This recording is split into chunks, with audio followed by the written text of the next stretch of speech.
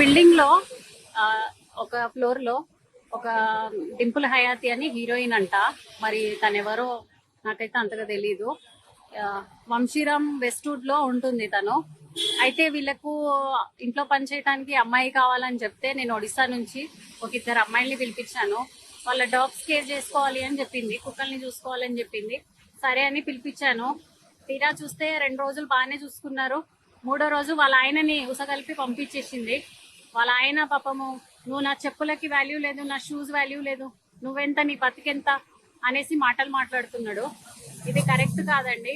And పైనుంచి food సరిగా పెట్టకపోవడము, పైనుంచి ఆ హీరోయిన్ అనే ఆమె నాకు చాలా గలీజ్ గా మాటలు అన్నది. సో ఇగో ఈ పిల్లలు ఇప్పుడు ప్రస్తుతానికి ఇక్కడ ఉన్నారు. ఈ పిల్లల పరిస్థితి ఇట్లున్నది. వీళ్ళని ఏం చేద్దాం అనుకుంటున్నారో ఏమో. మరి జీతం ఇయ్యలేదు, చేయించుకున్నారు పని.